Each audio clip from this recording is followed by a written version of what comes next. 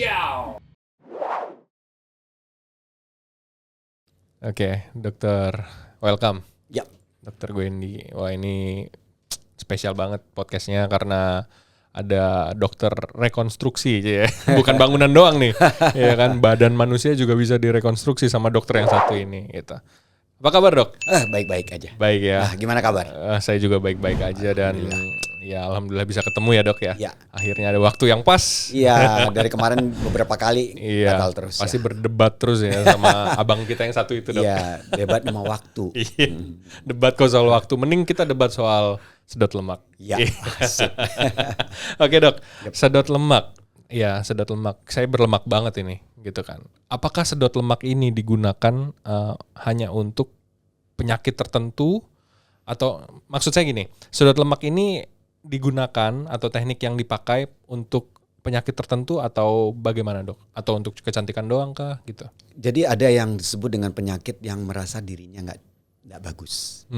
Dan itu namanya dysmorphic body syndrome. Ini psikis ya? Ya, psychological. Oke. Dan ada orang yang memang lemaknya harus dibuang karena kontur bodinya yang tidak seimbang. Gemuk boleh. Oke. Banyak orang gemuk tapi badannya bagus ya. Ya kayak saya. Ya, kalau dibuka belum tentu ya. Tetapi ada beberapa part bagian badan kita yang memang tujuannya adalah dibentuk kembali sehingga bentuknya menjadi ideal. Oke. Gemuk boleh nggak apa-apa. Dan kita tidak menguruskan badan orang nggak mungkin. Jadi tujuannya adalah contouring, mengembalikan bentuk-bentuk yang nggak ideal menjadi ideal. Ada beberapa part bagian, misalnya bagian atas aja. Kemudian orang kurus bisa disedot lemak nggak? Banyak yang minta. Banyak ya? Banyak, karena memang kayak model-model. Mereka bermasalah karena apa? Perut bagian bawah. Oke. Jadi walaupun kalau dulu kita lihat itu ada Titi Kadarsi yang badannya yang twiggy itu kan. Nah itu dulu ada beberapa orang yang datang itu badannya seperti itu. Oke. Dilihat dari luar, wah ini badannya kan udah kecil banget, mau ngapain dia sedot lemak. Tapi begitu dilihatkan ke kita, memang ada bagian tertentu yang dia tidak nyaman. Sehingga kalau dia mau melakukan modeling gitu. Dengan pakaian tertentu, misalnya pusernya ada yang harus kelihatan, maka bagian bawah harus kecil dong. Di bawah puser ini biasanya ada lemak tebel lumayan, atau paha kiri kanan yang kayak kalau dulu pager ya namanya ya, zaman Siti Nurbaya ya. Kalau sekarang apa sih namanya, kantong tambahan lah. Itulah pokoknya ya. Nah jadi relatif ya. Jadi ada yang dysmorphic itu orangnya yang psikologis. Saya nggak gini, padahal nggak apa-apa, dia nggak ada masalah. Iya. Berarti memang tujuannya tidak lain dan tidak bukan, salah satunya adalah untuk lebih enak dilihat gitu ya, kecantikan juga. Dia gitu enak ya. melihatnya sendiri, kemudian orang lain juga ngelihatnya enak.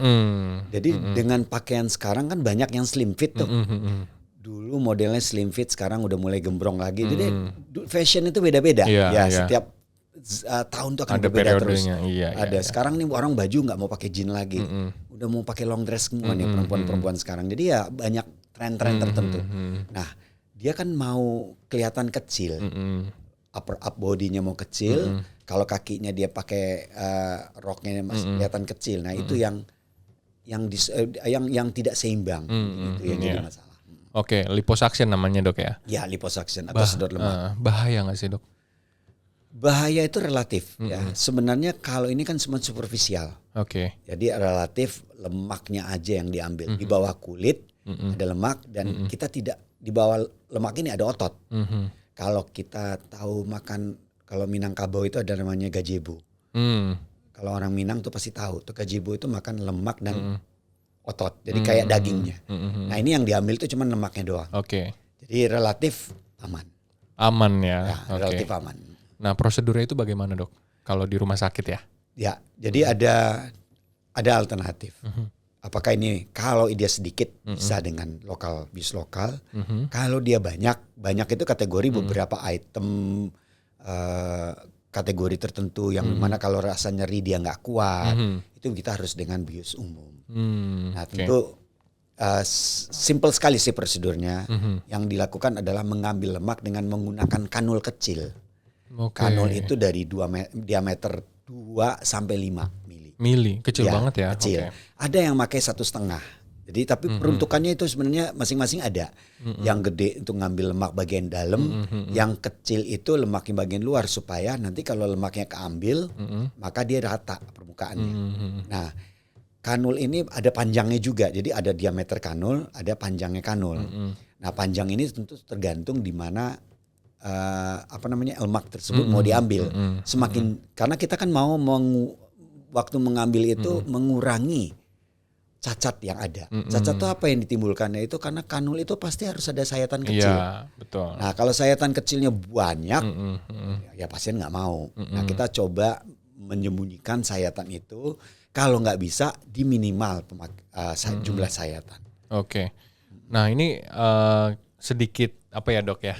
Berandai-andai gitu ya. Iya. Kalau dokter pernah makan pindang iga, ya.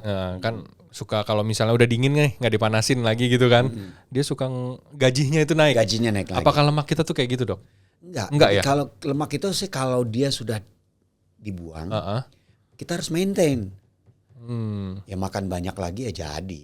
Iya nggak mungkin kan. Jadi tapi ada beberapa part dari badan kita yang memang bandel. Yang tadi saya bilang paha samping bagian luar itu bandel, paha dalam bandel. Kemudian lengan kadang-kadang bandel. Jadi kadang-kadang dengan exercise pun tidak menutupi ya. Menutupi kecuali exercise-nya berat ya. Jadi kalau dia memang exercise 2 jam 3 jam sehari dengan misalnya kegiatan-kegiatan olahraga yang ekstrim pasti terbentuk karena ototnya yang terbentuk kan, lemaknya pecah. Lemaknya pecah. Ya. Tapi ada beberapa organ lemak yang memang bandel. Bisa tetap bisa dipecah tapi agak proses yang agak panjang. Ya kadang-kadang orang nggak tahan untuk melakukan exercise. Kadang-kadang kuncinya cuma 2. Exercise, menu, diet ya. Jadi kalau dua-duanya, kalau ini dua-duanya nggak dijalanin, mau disedot 20 kali juga balik lagi. Iya kan?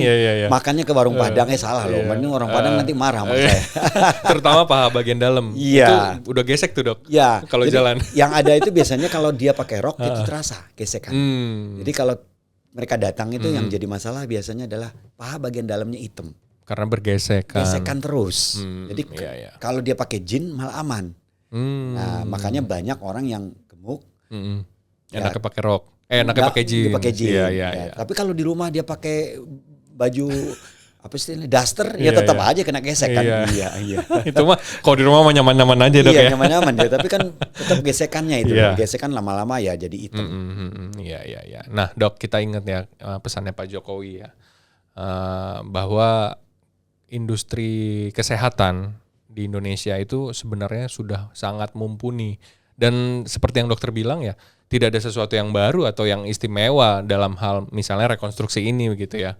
Mungkin dokter bisa kasih masukan atau pesan-pesan buat sahabat Premier yang lagi nonton nih supaya pede nih berobat di sini gitu loh, di dalam negeri begitu. Ya. Teknologinya nggak berubah. Teknologi nggak berubah. Nggak berubah. Semuanya kita kerjakan apapun yang dikerjakan di luar itu sama karena bukunya sama. Jadi kalau kita belajar Koping Ho zaman dulu, belajarnya itu dari buku Seansu. Nah, Dewa ya. Nah, Dewa. Ya bukunya kita juga sama. Yang dipelajari orang Korea, yang dipelajari orang Amerika itu sama. Secara ilmu sama, nanti cuma tinggal tangannya yang berbeda-beda, ya kan? Kalau seperti kita kalau kita misalnya mengirim orang untuk training ke satu tempat. Nanti yang bagus itu kan cuma 1-2 orang. Ya kan? Padahal ilmu yang diberikan sama persis karena di ruangan yang sama, waktunya sama, jamnya sama. Kemudian kualifikasinya sama waktu dia berangkatkan. Tapi waktu yang pulang dia pasti yang pinter cuma 1 atau 2. Nah, ini juga sama. Jadi produk dalam negeri itu artinya apa? Semua yang bisa kita dikerjakan di luar itu semuanya kita bisa kerjakan. Alat-alatnya ada. Nah, liposuction seperti liposuction kan ada 3 sebenarnya kategori. Satu yang manual yang disebut dengan SAL.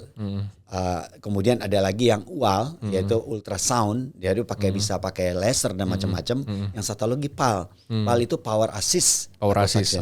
Jadi 3 alat itu di Indonesia semuanya ada. Ya. Cuman orang menganggap wah di Indonesia nggak ada.